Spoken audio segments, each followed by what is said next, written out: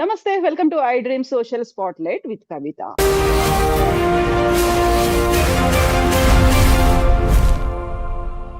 మలయాళ film ఇండస్ట్రీలో జరుగుతున్నటువంటి casting couch గురించి జస్టిస్ హేమ కమిటీ రిపోర్ట్ వచ్చిన తర్వాత అక్కడ యాక్సెప్టెన్స్ కంటే కూడా ప్రొటెస్ట్‌లు చేస్తూ రిజైన్ చేసినటువంటి సభ్యులు కనిపించారు. తెలుగు ఇండస్ట్రీకి సంబంధించి మహిళా కొరియోగ్రాఫర్ కంప్లెయింట్ చేసిన తర్వాత డిఫరెంట్ వెర్షన్స్ అనేవి ఎందుకని వినిపిస్తున్నాయి? సూపర్ స్టార్‌లు అనుకుంటున్నటువంటి హీరోస్ అందరూ దీని గురించి ఎందుకు రెస్పాండ్ అవ్వట్లేరు? సైలెంట్ గా ఎప్పుడో ఒక ఇష్యూ బయటికి వచ్చిన తర్వాత బాధితురాలు సైడ్ లైన్ అయిపోయేటువంటి పరిస్థితి ఎందుకని వస్తోంది? దీని గురించే మాట్లాడుకుందాం. ఏం జరుగుతుంది? ఏం జరగాలి? ఎందుకని దీన్ని హైలైట్ చేయట్లేరు? మనతో పాటుగా ఉన్నారు హ్యూమనిస్ట్ బాబు గోగినేని గారు. బాబు గారు నమస్కారం అండి. సో బాబు గారు, గతంలో కూడా మనం చాలా సార్లు కాస్టింగ్ కౌచ్, మీ టూ మూవ్‌మెంట్, అడ్జస్ట్‌మెంట్‌లు, కాంప్రమైజ్‌లు వీటి గురించి మాట్లాడుకున్నాము. 5, 6 ఏళ్ల కింద తెలుగు ఫిల్మ్ ఇండస్ట్రీలో కూడా ఒక కమిటీని ఏస్తున్నాము అని చెప్పారు. ఇలాంటి issues on and of popup అయ్యి బయటికొస్తున్నాయి. దాని గురించి పెద్ద చర్చ జరగట్లేదా? యాక్షన్స్ తీసుకోవట్లేదా? అసలు ఏం జరుగుతోంది? Hema committee, justice Hema committee report 2019లో ఇష్యూ అయిందండి. 2024లో దాన్ని రిలీజ్ చేశారు. ఏం చెప్తుందండి మనకిది? ఒక దిలీప్ అనేవాడు ఒక దుర్మార్గుడు. మలయాళీ ఫిల్మ్ ఇండస్ట్రీలో వాడు ఒక హీరో, ఒక సూపర్ స్టార్. ఒక ఫీమేల్ ఆర్టిస్ట్ ని, ఒక హీరోయిన్ ని ఒక గ్యాంగ్ ఆఫ్ పీపుల్ రేప్ చేస్తే ఇన్వెస్టిగేషన్ లో తేలింది ఏంటంటే ఈ వెధవ దిలీప్ అనేవాడు హీ ఫండెడ్ దట్ ఆపరేషన్, ఆవిడ మీద ప్రతీకారం తీర్చుకోవటానికి. ఇది జరిగిన తర్వాత అసలు ఈ మలయాళం ఫిల్మ్ సెక్టర్లో ఏం జరుగుతుంది అని గవర్నమెంట్ పాపులర్ డిమాండ్ మీద ఇన్స్టిట్యూట్ చేసిన హేమా కమిటీ రిపోర్ట్ 2017లో ఆ ఇన్సిడెంట్ జరిగితే 2019లో హేమా గారు 290 పేజీల రిపోర్ట్ రాసి దాంట్లో 50 పేజీలకు పైన యాక్చువల్ విక్టిమ్స్, వారు నేమ్ చేసిన అబ్యూజర్స్ ఆర్ పర్పెట్రేటర్స్ ఉన్నవి, దాన్ని రిడాక్ట్ చేసి రిలీజ్ చేయండి అని చెప్పడం.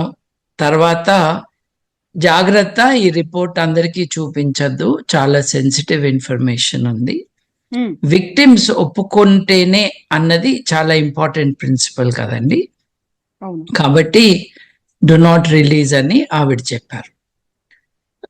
బట్ 2017 ఇన్సిడెంట్కి 2019లో జస్టిస్ హేమా గారు రిపోర్ట్ రాసేస్తే మనకి 2024లో దాని గురించి గవర్నమెంట్ చెప్పింది. గవర్నమెంట్ వాజ్ నాట్ ఫ్రీ, ఎందుకంటే జడ్జి గారే చెప్పారు మీరు రిలీజ్ చేయొద్దు అని. మీరు అన్నారు కదా, ఇప్పుడు ఎవరు మాట్లాడట్లేదు, హీరోస్ ఎవరు మాట్లాడట్లేదు. నేను ఇది మొదటిసారి కాదు కదండి. 2018లో శ్రీరెడ్డి గారి విషయం వచ్చినప్పుడు నేను మా అన్న ఆర్గనైజేషన్ని దుకాణం బంద్ చేయాలి అని చెప్పాను. నేను అప్పటి toxic atmosphere in the film sector ఏదైతే ఉందో దాన్ని కౌంటర్ చేయటానికి హ్యూమన్ రైట్స్ యాక్టివిజం కావాలి, ఈ ముసలి మొగ ప్రొడ్యూసర్లు, యాక్టర్లు వీళ్ళ ద్వారా ఏమీ జరగదు అని నేను అప్పుడు అన్నాను.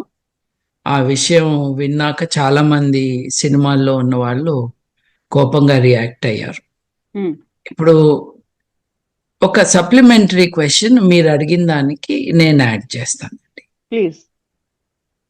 మలయాళం ఫిల్మ్, నేను ఇండస్ట్రీ అని కావాలని అనట్లేదు, ఎందుకంటే లీగల్గా అది ఇండస్ట్రీ కాదు, అదొక యాక్టివిటీ అంతే. ఇండస్ట్రీ అంటే దానికి కొన్ని నార్మ్స్ ఉంటాయి, కొన్ని రెగ్యులేషన్స్ ఉంటాయి.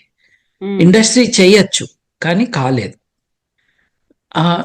మగవాళ్ళు ఏం మాట్లాడలేదని మీరు అంటున్నారు, ఆడవాళ్ళు మాట్లాడారా?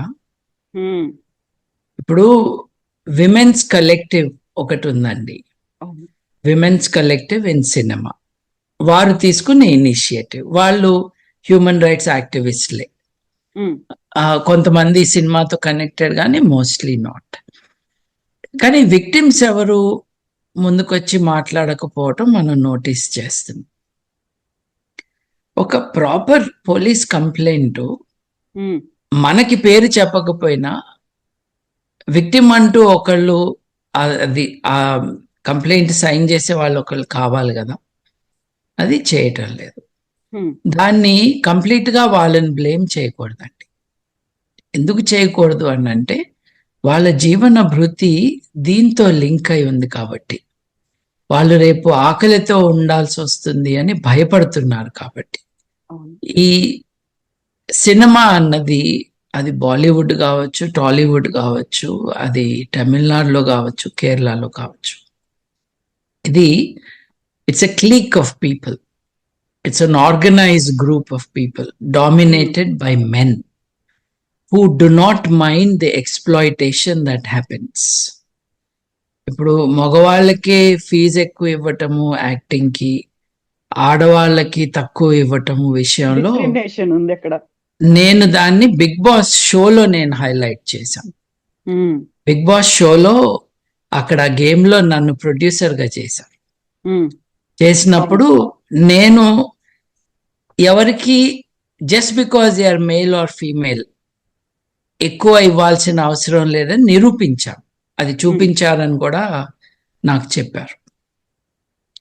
ఒక ఈక్వల్ రైట్స్, ఈక్వల్ డిగ్నిటీ ఉన్న సొసైటీ కోసం మనం ప్రయత్నిస్తున్నప్పుడు various sectors create resistance which needs to be addressed. వీటిల్లో most popular medium, most easy access to people ఈ సినిమా కాబట్టి సినిమాలో ఏం జరుగుతుందో మనం దాని గురించి మాట్లాడుకుంటాం. మీటూ మూవ్మెంట్లో అమెరికాలో ఒక 15-16 ఏళ్ళు ఇంకెక్కువ అయినట్టుంది.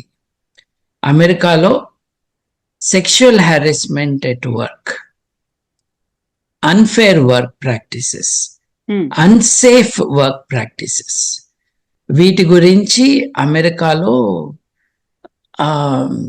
తారాంకే అనుకుంటాను ఆవిడ పేరు, ఆవిడ స్టార్ట్ చేసిన మూవ్మెంట్ హాలీవుడ్కి స్ప్రెడ్ అయ్యి ఎంతో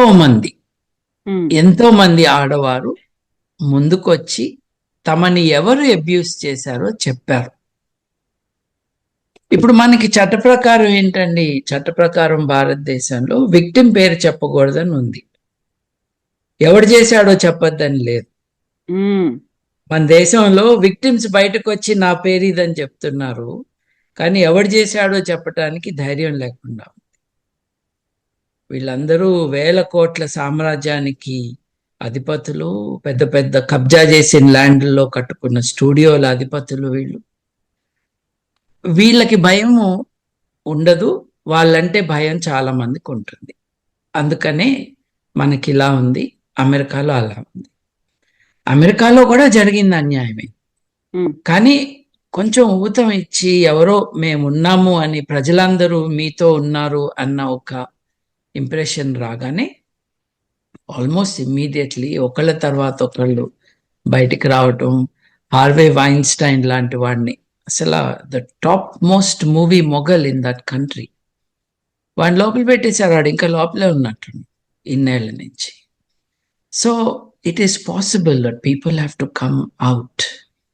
ఇప్పుడు 2-3 వారాల క్రితము డాక్టర్ సుజాత, పేరెందుకు చెప్తున్నానంటే ఆవిడే చెప్పారు తన పేరేంటి అని. డాక్టర్ సుజాత అనే ఆవిడ బర్ఖాదత్తో మాట్లాడారండి. తనకేం జరిగిందో చెప్పారు. తనకి 16వ ఏట నుంచి తనని గ్రూమ్ చేయటం, తన 18వ ఏడు వచ్చేటప్పటికల్లా తన్ని రేప్ చేశాడు ఒక పెద్ద డైరెక్టర్ తమిళ్ సినిమాలో అని ఆవిడ చెప్పారు. అది వింటూ ఉంటే ఒళ్ళు జలధరిస్తుంది, కంట్లో నీళ్ళు వస్తాయి. ఓపెన్ గా చెప్పేశారు ఆవిడ, ఎలాక్వెంట్ గా చెప్పారు. కానీ ఆవిడ కూడా డైరెక్టర్ పేరు చెప్పలేదు. సో అందరూ ఒకళ్ళని పట్టుకుని ఒకళ్ళు ఏడ్చుకుని వెళ్ళటమే కానీ తప్పు చేసిన వాడిని పట్టుకునే అవకాశం లేకుండా అయిపోతా ఉంది విక్టిమ్. ఆవిడ డాక్టర్ గారు, ఆవిడన్నా చెప్పు ఉండాల్సింది. అవును. కానీ విక్టిమ్ ని మనం డిమాండ్ చేసే అంత దుర్మార్గంగా ఉండకూడదండి. వాళ్ళని ఎంకరేజ్ చేయొచ్చు అంతే. ఇప్పుడు 35 ఏళ్ల క్రితం ఏదో జరిగింది నాకు అని ఇప్పటికీ నాకు ట్రామాటిక్ గా ఉంటుందన్న ఆవిడ్ని మళ్ళీ ఆ పేరు చెప్పు, సబ్సిక్వెంట్ మీడియా అటెన్షన్ ఎదుర్కోగలనని చెప్పు అన్న డిమాండ్స్ మనం పెట్టడం కష్టం. So it is a very complex situation. Situation. అంటే అక్కడ అందరు రిజైన్ చేశారు. రిజైన్ చేసిన వాళ్ళు చాలా ugly thing that they resign. Silent గా ఉండటం వేరు, అందరూ కలిసి రిజైన్ చేయటం వేరు. మీరు అన్నారు ఇక్కడ కూడా things have not been good అని. ఏ ఫీల్డ్ లోనూ థింగ్స్ ఆర్ నాట్ గుడ్ అండి. ఇప్పుడు కేవలం సినిమా అని కాదు. ఇప్పుడు ప్రజ్వల్ రేవಣ್ణ ఉన్నాడు, పూర్వ ప్రధానమంత్రి మనవడు.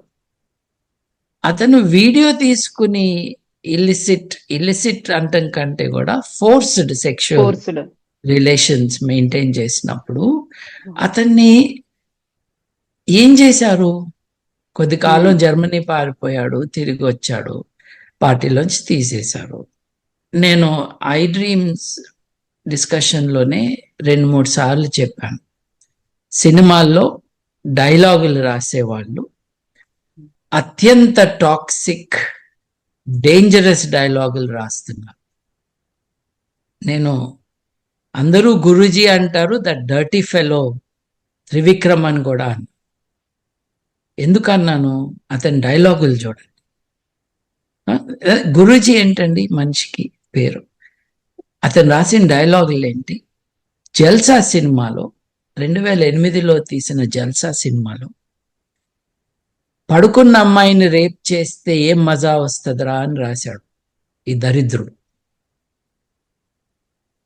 పడుకున్న అమ్మాయిని రేప్ చేస్తే ఏం మజా వస్తుందిరా, పరిగెత్తేటప్పుడు చెయ్యాలి అని అని రాసిన వాడు గురూజీనా?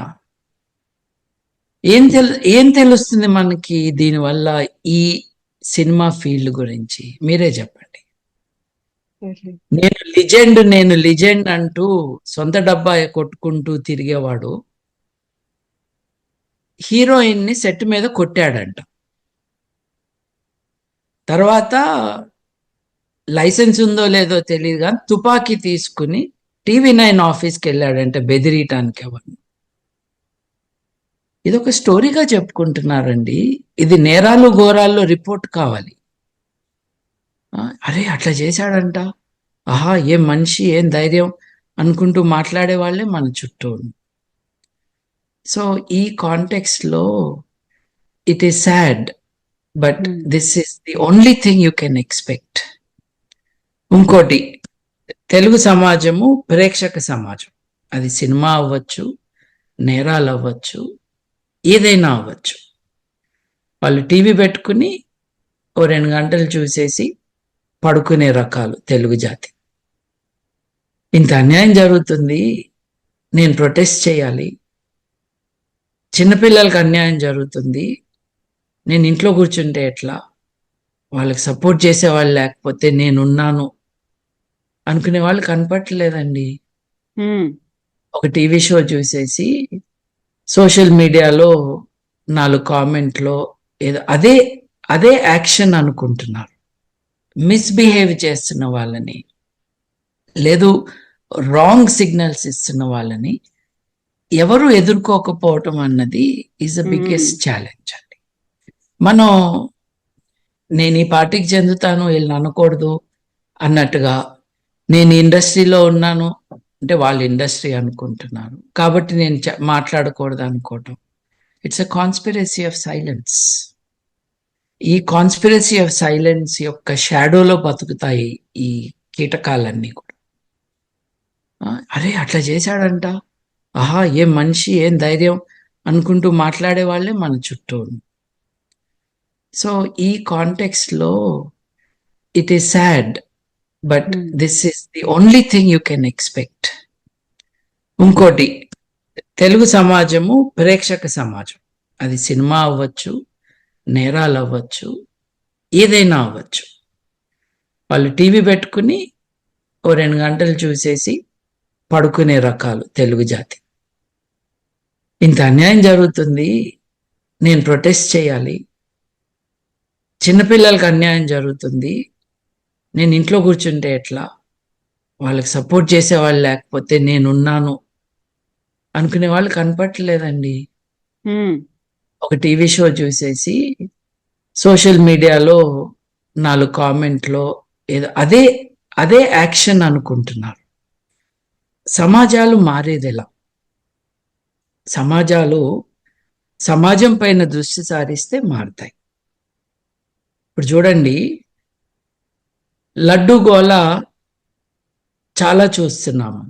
అందరు హిందువులతో పాటు నేను కూడా ఖిన్నున్నయ్యాను.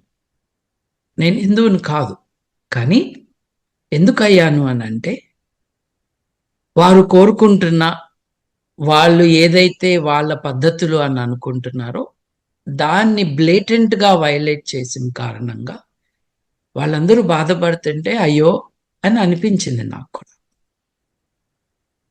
ప్రభుత్వంలో ఉన్న వాళ్ళు ఏం చేయాలి? ప్రభుత్వంలో ఉన్న వాళ్ళు యాక్షన్ తీసుకోవాలి. ఉప ముఖ్యమంత్రి గారు దీక్ష పూనుతున్నారు, ప్రాయశ్చిత్త దీక్ష అని. వీరెవరు? జల్సా సినిమాలో ఆడవారిని రేపు ఎలా చేయాలో చెప్పిన, డైలాగ్ చెప్పిన పవన్ కళ్యాణ్ గారు. అది వింటూ ఆ సీన్లో యాక్ట్ చేసిన వారెవరు? సినిమా రంగంలో పెద్ద మనిషిగా ఉన్న బ్రహ్మానందం గారు. ఇదంతా చూసి చప్పట్లు కొడుతున్న వాళ్ళు ఎవరు? కోట్ల మంది తెలుగు ప్రజలు. ఈ కల్చర్ ఏదైతే ఉందో, బ్యాక్వర్డ్ లో కల్చర్, దీన్ని మనం అడ్రస్ చేయాలి. ఫలానా వాళ్ళు మాట్లాడలేదా, ఫలానా వాళ్ళు మాట్లాడారా అని ఎప్పుడు వెతుక్కోగలమంటే అట్లా మాట్లాడే ఒక కల్చర్ ఉన్నప్పుడు. లేదు కదండి. ఇప్పుడు నాకు సినిమాలంటే ఎక్కువ పరిచయం లేదు. I make it very clear, I'm not part of mainstream cinema consumption or culture. ఒకప్పుడు నేను సినిమాలకి రివ్యూలు రాసేవాడిని న్యూస్ పేపర్స్కి. But that time is gone and those films were not Indian films, French, German సినిమాలు. ఫ్రెంచ్ సినిమాలో జెరార్డ్ డిపార్డియూ అని చాలా ఫేమస్ ఎక్స్ట్రాడినరీ యాక్టర్, ఆయన మీద రేప్ అలిగేషన్స్ వచ్చినాయి. బెల్జియం పారిపోయి కూర్చున్నాడు అక్కడ. ట్యాక్స్ కారణాల వల్ల వెళ్ళానన్నాడు, కానీ పోలీసులు పిలుస్తారేమో అని భయం వేసి అక్కడ ఉన్నాడు. ఇంకొక అతను, forget his name, American actor, అతని మీద పీడోఫీలియా కేసు ఉందని స్విట్జర్లాండ్లో దాక్కుని ఉన్నాడు. సో ఈ రంగంలో మటుకు సెక్షువల్ ఎక్స్ప్లాయిటేషన్ అన్నది, అబ్యూజ్ అన్నది చాలా ఉందండి. కానీ నేను చూసింది ఏంటంటే, as I said, I don't know enough. నేను ఒక అవుట్ సైడర్గా చూస్తున్నది ఏంటంటే, 1970s 1980s వరకు సినిమా రంగంలో ఈ టైప్ ఆఫ్ ఎక్స్ప్లాయిటేషన్ ఉండేది కాదేమో. తెలుగు సినిమా రంగంలో ఎగ్జాంపుల్, తెలుగు సినిమా రంగంలో ఎఫైర్స్ ఉండేవి. ఒక హీరో, ఒక హీరోయిన్, ఆ సినిమాల్లో కూడా ఎఫైర్లే కదండి. హీరోకి 2 భార్యలు, కర్చీఫ్లు పట్టుకున్న ఆడవాళ్ళు వెళ్ళి ఒక భార్యకి కష్టమైతే ఏడవటం సినిమాల్లో. ఒక వెరీ బ్యాక్వర్డ్ కల్చరల్ సిచ్యువేషన్. కానీ to come to the main point, this is not about the audience, this is about the field. పెద్ద సినిమా యాక్టర్లు ఎవరినైతే హీరోలుగా అందరూ పరిగణిస్తారో వారికి ఇంకెవరో ఆడవాళ్ళతో సంబంధాలు ఉన్నాయేమో, కానీ కనిపించిన ప్రతి యంగ్స్టర్ని బెడ్రూమ్లోకి తీసుకెళ్లాలని హీరోలను మనం చూడమండి. లేదు, వారి గురించి ఎవరు రాయలేదు. బట్ ఈ మోడర్న్ అంటే గత 40 ఏళ్లలో జరిగిన ఇది, ఎవరైతే స్టూడియోలను నడుపుతున్నారో, ఎవరైతే ప్రొడ్యూసర్లుగా ఉన్నారో, ఎవరైతే మ్యూజిక్ డైరెక్టర్స్గా ఉన్నారో, ఎవరైతే యాక్టర్స్గా ఉన్నారో, ఎవరైతే ప్రొడక్షన్ ఇన్ఛార్జీలుగా ఉన్నారో, ఎవరెవరికి అసలు వీటన్నిటిలోనూ మగవాళ్లే ఉండటం ఒకటి ఆశ్చర్యకర విషయం. రెండో విషయం ఏంటంటే, వీళ్ళందరూ కూడా ఆడవారితో పనిచేస్తున్నప్పుడు ఆడవారు వాళ్ళ అమ్మనో నాన్ననో షూటింగ్లకి తీసుకెళ్ళటం. మీరు ఆఫీస్కి వెళ్తూ మీ అమ్మగారినో నాన్నగారినో ఆఫీస్కి తీసుకెళ్తారండి? నువ్వే అండి. ఎక్కడ ఏ ఫీల్డ్ లో జరిగింది? ఏ ఫీల్డ్ లో జరగండి మాత్రమే. అంటే ఇది వీళ్ళు డబ్బులు ఇచ్చి యూట్యూబ్ ఛానల్స్ కి, టీవీ ఛానల్స్ కి మంచి రివ్యూలు రాయించుకుని తమ ఆటలు పాటలు, పెళ్లిళ్ళు, చావులు, దినాలు అన్నిటినీ కవర్ చేయించుకుంటూ వీళ్ళే అసలు సమాజంలో ఉన్నారని చెప్పుకునే వీళ్ళతో పనిచేయటానికి వెళ్తే తోడు పెద్దవాళ్ళని తీసుకుని వెళ్తున్నారు ఆడవాళ్ళు కొట్టకుండా. అట్లా చేసినా లిజెండ్ గారు తన సెట్లో ఒక హీరోయిన్ గారిని కొట్టారు. అది ఇప్పుడు what can be done about this? If victims do not come out, victims have to come out. They need to be given the protection. వీళ్ళని ఎవరూ డ్యామేజ్ చేయకుండా. ఇప్పుడు మా అని ఒక ఆర్గనైజేషన్ ఉంది కదండి, దాని ఎలక్షన్ తమాషా చూసి ఉంటారు కదా, అంతకంటే పెద్ద కామెడీ ఇవి లేవు. దాంట్లో కాంటెస్టెంట్ ఒక ఆవిడ ఇంకెవరో కాంటెస్టెంట్నో రైవల్నో కొరికింది. వీళ్ళు ఎట్లాంటి మనుషులో మనకు కనిపించలేదండి. పీపుల్ ఆఫ్ డిగ్నిటీ, ఒక స్థాయి, ఒక వెయిట్ ఇన్ దేర్ పర్సనాలిటీ ఉన్నవాళ్ళు కావాలి. ఒక క్లీక్గా నడుపుకోవటాలు, ఈ కాంపౌండ్లు పెట్టుకోవటాలు, వాటి ద్వారా సినిమా అవకాశాలు ఇస్తామని చెప్పటాలు, ఆశ పెట్టటాలు, it's a generally unwelcome culture అండి. దాంట్లో ఇవే జరుగుతాయి, ఇంకేం జరగవండి. నేను ఇన్ని రంగాలు చెప్పాను కదా, అన్ని రంగాల్లోనూ ప్రాబ్లమ్స్ ఉన్నాయి అని. I have to add one very important corrective to what I have said. మీకు తెలుసో తెలీదో, my wife Sahana was an anchor on TV and she also acted as a heroine for a film. అవును. నేను మా పెళ్ళైనాక జరిగింది ఇది.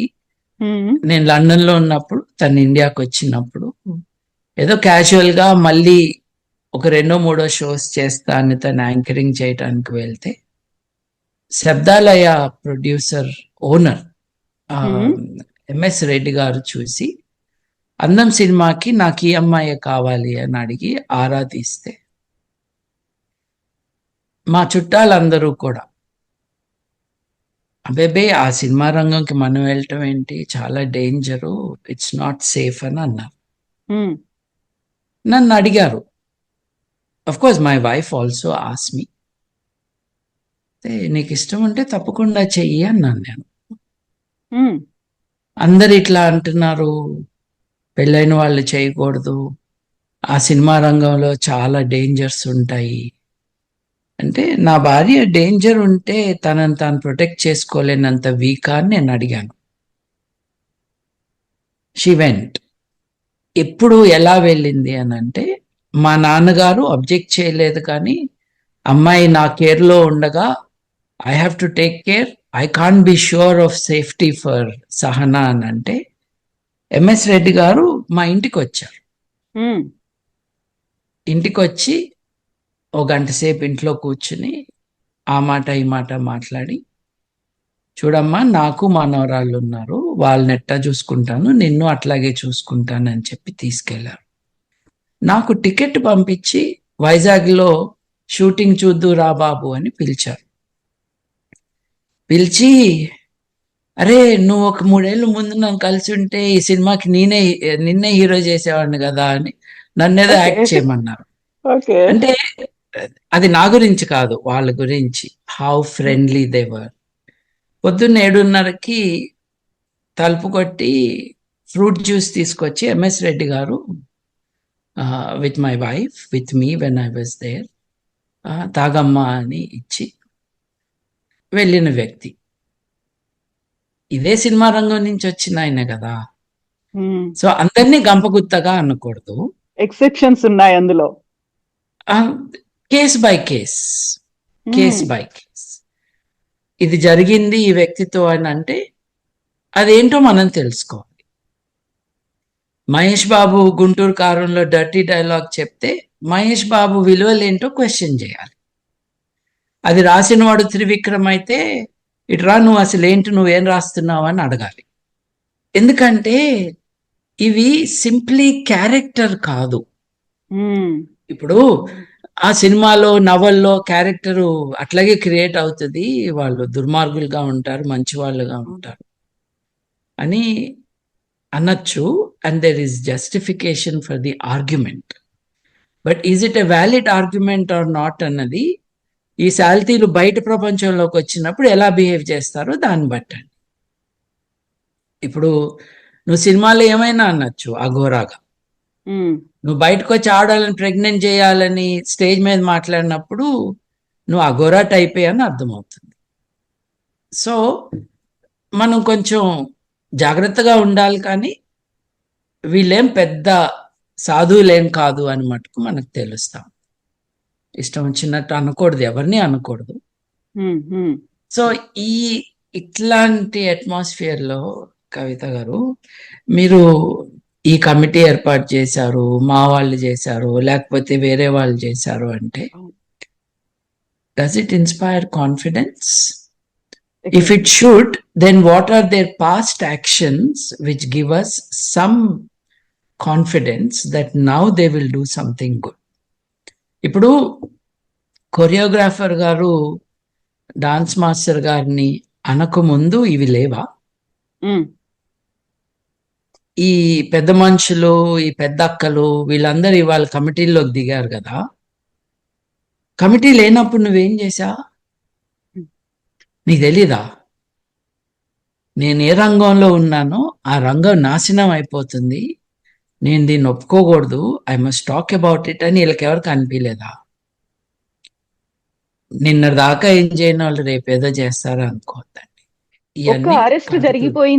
Arrest జరిగిపోయింది, దానికి ప్రాబ్లం కి సొల్యూషన్ వచ్చింది అనుకుంటున్నారా? ఓవరాల్ గా అది కేవలం ఆ పర్సన్, ఆ అమ్మాయి బయటకు వచ్చింది కాబట్టి ఈ ఇన్సిడెంట్ అనేది జరిగిందని బయట ప్రపంచానికి తెలిసింది.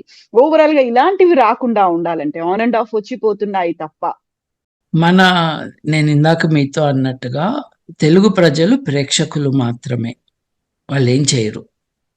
వాళ్ళు సోషల్ మీడియాలో ఒక బూత్ రాస్తేనో, కోపంగా ఒక మాట రాస్తేనో సమాజానికి వాళ్ళు ఒక సమిధిని అర్పించుకున్నారు, తమను తాము అనుకునే రకాలుగా మారిపోయారు. ఇలా ఉండేది కాదు ఒకప్పుడు. This is the result of this so called smart phone in everybody's hand. అట్లాగే అవుట్రేజ్ అన్నది న్యాచురల్ గా, ఎథికల్ గా రావాలండి. ఇప్పుడు ఆ ప్రణీత్ హనుమంతు అనే ఒక మనిషిలాగా కనిపించే ఒకడు ఉన్నాడు. వాడు చిన్న తల్లి కూతురు అన్నది కాదు, ఒక బిడ్డ, 5-6 ఏళ్ల బిడ్డ. ఆ బిడ్డకి సెక్షువాలిటీ ఆపాదించి సెక్షువలైజ్ చేయటం అన్నది చేసినందుకు ప్రొటెస్ట్ జరిగింది కదా. చాలా మంది ఏమన్నారంటే ఇతను బ్యాడ్ రివ్యూస్ రాస్తున్నాడు కాబట్టి ఇతన్ని అటాక్ చేయటానికి ఇది ఉపయోగించుకున్నారు ఈ సినిమా రంగంలో ఉన్న వాళ్ళు అని అన్నారు. అది నిజం కాకపోతే వేరే ఇష్యూస్ లో మాట్లాడి ఉండాలి కదా. అది ఇక్కడ కూర్చుని నేను అక్యూజేషన్స్ చేయటం అన్యాయము, తప్పు. కానీ ఒక అబ్జర్వర్గా ఇన్ని ఘోరాల్లో ఒక ఘోరం ఇదొక్కటే ఎందుకు చేసావు అనట్లేదు, ఎందుకంటే ఒకటి చేయడం కూడా మంచిదే. కానీ అది మాత్రమే చేసి అంతకు ముందు తర్వాత ఏమీ చేయక ఇది జరుగుతూ ఉన్నప్పుడు కనీసం ఒక మాట కూడా మాట్లాడకపోవటం, ఇవన్నీ దే డోంట్ ఇన్స్పైర్ కాన్ఫిడెన్స్. నేను ఈ విషయం తెలియకుండానే అతను డర్టీ ఫెలో అన్నాను. పూనం కౌర్ అనే ఆవిడ ఏదో చెప్పి చెప్పకుండా నర్మగర్భంగా కరెక్ట్ టైంకి నేను చెప్తాను. ఏంటండి నేరాల reporting gossip page 3 news items అవ్వాలా? నువ్వు చెప్పాలి, పేరు చెప్పాలి. ఇవాళ నువ్వు ఇండస్ట్రీలో కూడా లేవు కదా, నువ్వు ఇండస్ట్రీ అనుకుంటున్న దాంట్లో అవకాశాలు పోతాయనే పరిస్థితి కూడా కాదు కదా. So you should name the person, you should say exactly what happened or don't say it. ఇప్పుడు మీరందరూ వచ్చి చెప్పాలి అనే డిమాండ్ ఎవరిది కాదు, కానీ మీరు అక్కడ ఒక 50 మంది ఉంటే దాంట్లో 30 మందో 25 మందో 40 మందో ఎంతమంది మర్యాదస్తులు ఉన్నారో మనకు తెలియదు. కానీ నువ్వు సరిగ్గా చెప్పకుండా అట గాల్లో 4 మాటలు అన్న కారణంగా అక్కడ ఉన్న వాళ్ళందరికీ చెడ్డ పేరు వచ్చేసింది కదా. నేను మీకు చెప్పినట్టుగా ఐఎమ్ నాట్ ఎగ్జాజరేటింగ్ అండి. నా భార్య విషయంలో అందరూ తనని బెదిరించారు, భయపెట్టారు, వద్దన్నారు, కాదన్నారు. నేను నీకు ఇష్టమైతే తప్పకుండా ఐఎమ్ విత్ యూ అన్నాను. కాకపోతే నేను లండన్లో ఉన్నాను అప్పుడు. కానీ మా ఎక్స్పీరియన్స్ ఏంటి? మా ఎక్స్పీరియన్స్ ఏంటంటే ఎంఎస్ రెడ్డి గారు ఇంత బాగా మాట్లాడి చూసుకోవటమే కాకుండా వాళ్ళ ఇంటికి భోజనానికి పిలిచి వాళ్ళ ఇంట్లో ఒక స్పెషల్ సొరకాయ కూర అది వండించి మాకు తినిపించి పంపించారు.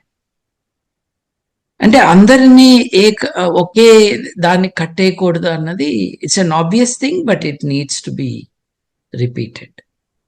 ఇప్పుడు ఈ జల్సా సినిమా రిలీజ్ చేసింది గీతా ఆర్ట్స్ అండి.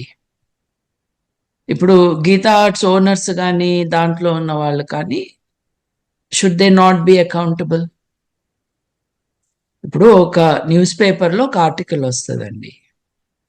ఆర్టికల్ రాసిన వ్యక్తి పైన మనకు అభ్యంతరం ఉంటే ఆ వ్యక్తిని అలాగే పబ్లిషర్ని అలాగే ఎడిటర్ని అందరినీ బాధ్యులు చేస్తాం కదా. ఒక ప్రొడక్షన్ హౌస్ ఇంత పువర్ క్వాలిటీ, లో స్టాండర్డ్స్ అండ్ హారిబుల్ కంటెంట్, మళ్ళీ గుర్తు చేస్తున్నాను నేను, డెప్యూటీ చీఫ్ మినిస్టర్ గారు, ఇవాళ డెప్యూటీ చీఫ్ మినిస్టర్ 2008లో జల్సా సినిమాలో నిద్రపోతున్న అమ్మాయిని రేప్ చేస్తే ఏం మజా వస్తుందిరా అన్న డైలాగ్ చెప్పారు. ప్రాయశ్చిత్తం అందుకు చేసుకోవాలి, ప్రాయశ్చిత్తం అందుకు చేసుకో. పవిత్రత అపవిత్రత అంటున్నారే, ఆడవాళ్ళు మీకు పవిత్రమైతే మీరు అట్లాంటి మాట మాట్లాడినందుకు మీరు అక్కడ చేసుకోండి ప్రాయశ్చిత్తం, అందుకు చేసుకో. ముఠాలుగా విడిపోయిన జనాల సమాజం మనది. నేను ఈ పార్టీతో ఉన్నాను, నేను ఆ వ్యక్తికి వీరాభిమానిని, నేను అంటానికి ఒప్పుకోను, నేను ఫలానా సేనలో ఉన్నాను, నేను ఫలానా గ్రూపులో ఉన్నాను, ఆర్మీస్ ఉన్నాయి. దీనితో things are not moving forward. ఇంకోటి, నేను I have to speak carefully, but perhaps I'm going to say it openly. Big బాస్లో నేను ఒకడిని ఈ ఇంట్లోంచి బయటకి పంపించేయాలి, నేను పంపించలేకపోతే నేను ఈ హౌస్లోంచి వెళ్ళిపోయినాక మీరందరూ కలిసి పంపించేయాలి అన్నా. ఎందుకని ఉంటాను? ఆ హౌస్లో కనీసం 2 ఆడవాళ్ళు నాకు ఆ హౌస్లో ఎటువంటి ఇన్అప్రోప్రియేట్ బిహేవియర్ వారి పట్ల జరిగిందో అది వాళ్ళు చెప్పారు కాబట్టి. నేను ఓపెన్గా ఎందుకు మాట్లాడలేదంటే, ఆ మాట్లాడటం అన్నది మొదటిసారి విక్టిమే మాట్లాడాలి, బయట వాళ్ళు మాట్లాడకూడదు. కాబట్టి అప్పటి నుండి ఇప్పటి వరకు నేను వారి పేర్లు చెప్పట్లేదు, కానీ నేను ఎవరినైతే హౌస్లోంచి బయటకు పంపించాలన్నా వాడు ఒక అమ్మాయిని జాకెట్ దగ్గర చేయబెట్టడం దగ్గర నుంచి ఇంకొక అమ్మాయిని ఇంకో రకంగా టచ్ చేయటం కానీ వాళ్ళు ప్రొటెస్ట్ చేశారు. Big Boss is a place of work అండి. సో వర్క్ ప్లేస్లో సెక్షువల్ హారాస్మెంట్ ఉండకుండా ఉంటాను, కమిటీ అక్కడ ఉండాలి. అవును. చూసారా, నేను హౌస్ బయటకు వచ్చేసినాక హౌస్ బయటకి నేనే వెళ్తాను అని చెప్పాను, కెమెరాలో చూపిలేదు. నాకు ఇది అక్కర్లేదు, నేను బయటకు వెళ్తాను అన్నాను. అన్నాక 2 వారాలు పట్టింది వెళ్ళటాను. నేను అన్ని యాక్టివిటీస్కి దూరంగా ఉన్నాకు. షో అయిపోయినాక ఆ లేడీస్ గ్రూప్తోనే నేను అన్నాను, నేను మీతో ఉంటాను, నాకు విదేశాలు వెళ్ళే ప్లాన్ ఉంది, ఎప్పటి నుంచో చేసుకున్న నా ప్లాన్ ఉంది. బిగ్ బాస్ కారణంగా కొన్ని నెలలు డిలే అయింది. నేను వెళ్ళక ముందు ఆ రిలేటెడ్ హ్యూమన్ రైట్స్ సపోర్ట్ నేను ఇస్తాను, రండి కంప్లైంట్ ఇవ్వండి అని నేను చెప్పాను. హౌస్లో కూడా చెప్పాను, కెమెరాకు వచ్చి చెప్పండి. మీరు కెమెరాలో చెప్తే బిగ్ బాస్లో ఉండే 90 కెమెరాల్లో ఒక కెమెరా ముందుకు వచ్చి చెప్పమన్నా, చెప్పలేదు. షో అయిపోయినాక నేను అడిగాను వాళ్ళు, మీరు చెప్తారా అని. అంటే they were very touched by my support to them. కానీ సార్, మీకు తెలుసు కదా, మేము ఈ మాట్లాడితే మాకు ఇక ఆపర్చునిటీసే ఉండవు, అంటే అటువంటి రంగంలో మీకు ఆపర్చునిటీస్ కావాలా అన్నాను నేను. నవ్వారు, ఎంబారెస్మెంట్తో, కాస్త సిగ్గుతో. బై ద వే, వాళ్ళెవరికి కూడా సైలెంట్గా ఉన్న తర్వాత కూడా వాళ్ళ కెరియర్సే ముందుకెళ్ళలేదు. అప్పుడప్పుడు ఫ్లాష్గా కనిపించి వెళ్ళిపోవటమే తప్పిస్తే it did not help. So ఆ బిగ్ బాస్ లో కనిపిస్తే, అక్కడ కంప్లైంట్ చేస్తే, బయటికి వచ్చినాక కూడా ఫిల్మ్ ఇండస్ట్రీలో దొరకవు. అంటే ఒకటక్కడ ఏదైనా ప్రాబ్లం ఉంది, వీళ్ళు రెస్పాండ్ అవుతున్నారు, దానికి ఇమ్మీడియట్ గా రియాక్ట్ అయ్యి కంప్లైంట్ చేస్తున్నారు, వాయిస్ చెప్తున్నారు అంటే వాళ్ళని అక్కడే కట్ చేసేయాలి అనేటువంటి కాన్సెప్ట్ కనిపిస్తోంది అక్కడ. యా, అది ఆపర్చునిటీస్ డినై చేయటం. ఇప్పుడు ఈ డాన్స్ కొరియోగ్రాఫరు నాకు అవకాశాలు రాకుండా చేస్తున్నాడు. ఈ కొరియోగ్రాఫర్స్ అసోసియేషన్ అధ్యక్షుడిగా ఉండి నాకెక్కడ స్పేస్ లేకుండా చేస్తున్నాడు అని ఒక కంప్లైంట్ కదండి. అంటే కొంతమందిని వెలివేయటం, వాళ్ళకి అవకాశం రాకుండా చూడటం. మీకు గుర్తుండే ఉంటుంది, 2018లో నాకు అటు ఇటు సినిమా రంగం వాళ్ళే, బాగా డబ్బులున్న ప్రొడ్యూసర్లే కూర్చుని ఫోన్లో మాట్లాడే వాళ్ళు ఉన్నాం. నేను ఆ మాని మూసేయాలి అని అన్నా. ప్రభుత్వం ఒక ఐఏఎస్ ఆఫీసర్ని పెట్టాలి, అక్కడున్న వాళ్ళ పేర్లు కూడా గుర్తులేవు, వాళ్ళు శ్రీరెడ్డి గారిని అవకాశాలు లేకుండా చేస్తాము అని, సామాజిక బహిష్కరణ చేస్తామన్నటువంటి మాటలు మాట్లాడారు. I'm oppose to every abuse of human rights. నేను ఆ కాంటెక్స్ట్లోనే దెబ్బలాడాను. ఆ కాంటెక్స్ట్లోనే వాళ్ళు అంత ఓపెన్గా ఎలా చెప్పగలిగారండి? ఒక వ్యక్తిని అవకాశాలు లేకుండా మేము చేస్తాము అంటే, under the current, behind the సీన్సే కాదు, ఓపెన్గా కూడా మాట్లాడేవాడు. వీళ్ళని కూర్చోబెట్టి గంటల తరబడి టీవీల్లో ఇంటర్వ్యూలు, వాళ్ళు ఎంత గొప్ప వాళ్ళో చెప్పటాలు, వీళ్ళలో కొంతమందికి ఆనరరీ డాక్టరేట్లు. ఒక ఆయనేమో ఒక ఎంబసీకి ఆనరరీ కౌన్సిల్గా అపాయింట్ అయ్యి, డబ్బులు లేని దేశాలు, అంటే పేద దేశాలు చాలా ఉంటాయి, ఆ దేశాలు ఒక రాయబార కార్యాలయం వేరే దేశాలలో ఏర్పాటు చేసి దాని క్యాపిటల్ రాజధానిలో, మిగతా నగరాల్లో కాన్సులేట్స్ని ఏర్పాటు చేసుకుంటాయి. మామూలుగా అయితే మరీ డబ్బు లేని వాళ్ళు ఆ నగరంలో ఒక ప్రముఖుడిని పిలిచి, మీరు మాకు ఆనరరీ కాన్సుల్గా ఉండాలి అని రిక్వెస్ట్ చేసుకుని అపాయింట్ చేస్తారు. ఇట్స్ రియల్లీ ఒక అలంకారం తప్పించి వాళ్ళకేమీ consular functions in real sense ఉండవు.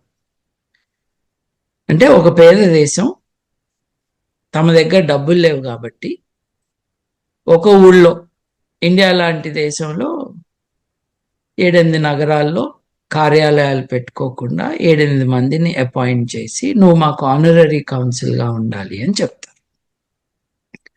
రాయబారులని ప్రోటోకాల్ ప్రకారం యువర్ ఎక్సలెన్సీ అని అనాలి. సో ఒక cinema not very successful actor గారు, లెట్ దెమ్ నో అంకుల్ గారు, తన ఆనరరీ కాన్సిలర్ పొజిషన్ ఉంది కాబట్టి అందరూ నన్ను యువర్ ఎక్సలెన్సీ అనాలి అని డిమాండ్ చేశాడు అన్నది ఆరోపణ. ఎంత చిల్లర మనుషులండి వీళ్ళు. ఏం చేద్దామండి, వీళ్ళ నుంచి మనం ఏం ఎక్స్పెక్ట్ చేయాలి? వీళ్ళందరూ ధనవంతులే, వీళ్ళందరికీ చాలా పవర్ ఉంది సొసైటీలో. ఇటువంటి వారికే పవర్ ఉండటం అన్నది కూడా it's a travesty in modern society. So this is where we are, andi. E context lo sexual abuse, sexual exploitation will continue. And I want to add one small addition to what I have said so far. ఆడవాళ్ళు మాత్రమే కాదండి, మగవాళ్ళు కూడా are victims of sexual exploitation. నేను ఒక TV ఛానల్కి sexual exploitation మీద show చేయటానికి ప్రిపేర్ అవుతుంటే కొంతమంది వచ్చారు. మేము పిల్లలుగా ఉన్నప్పటి నుండి ఇప్పటి వరకు మమ్మల్ని ఎలా అబ్యూస్ చేశారు, దీస్ ఆర్ బాయ్స్, యంగ్స్టర్స్, చెప్పడానికి. ఇంకొక విషయం, కన్జర్వేటివ్ సొసైటీస్లో, ఆడవారిని దేవతలుగా చూసే సొసైటీస్లో ఆడవారి పట్ల ఏదైనా జరిగినప్పుడు చాలా స్ట్రాంగ్గా రియాక్ట్ అవుతాము. తప్పేం కాదు, చేయాలి కూడా, there is no doubt, because women are vulnerable. ఈ ఫోకస్ పెట్టడంలో వాళ్ళు మర్చిపోతుంది ఏంటంటే సగం కంటే ఎక్కువ జనాభా ఉన్నది మగవాళ్ళు, మగపిల్లలు మన సమాజం. వాళ్ళకేం జరుగుతుంది అని చూడట్లేదు. ఒక్కసారి National Crime Records Bureau statistics చూస్తే 56% మంది ఆర్ బాయ్స్, 44% మంది are girls in sexual exploitation matters. ఆశ్చర్యంగా లేదు? మన సమాజం కేవలం ఒక ఇష్యూ మీదనే కాన్సన్ట్రేట్ చేసిన కారణంగా వారు విక్టిమ్సే కదా, మగపిల్లలు. వీళ్ళిద్దరిని పక్కన పెడితే స్టాటిస్టిక్స్ లేవు కాబట్టి నాకు తెలీదు, అందుకని నేను రౌండప్ చేసి 56, 44 అన్నాను.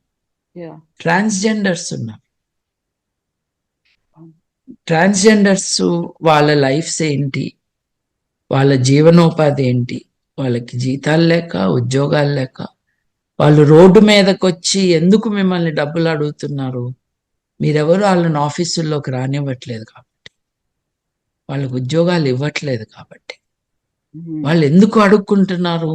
వాళ్ళని మీరు బయటకు తరిమేశారు కాబట్టి, నువ్వు మొగ కాదు ఆడ కాదు అన్నారు కాబట్టి. అదే కదా తెలుగు సినిమా వాళ్ళు మాడా అని అనేది, మగ ఆడ రెండు కాని వాళ్ళు అని.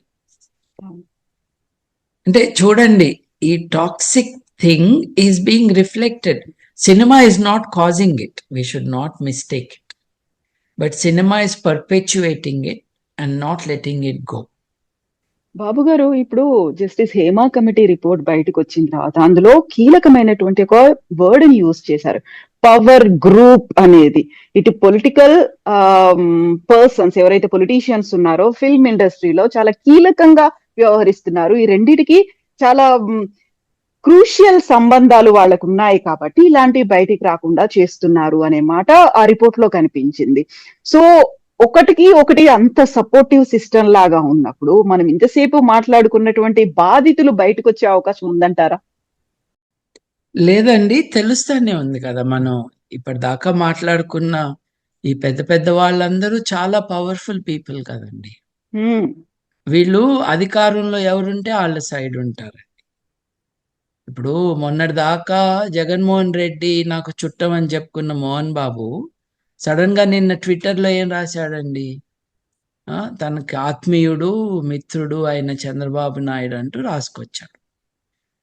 మొన్నటి దాకా సైడ్ కామెంట్లు పెడుతున్నాయని. వీళ్ళంతా కూడా ఒక ప్రిన్సిపల్ కోసం ఉన్నవాళ్ళు కాదు.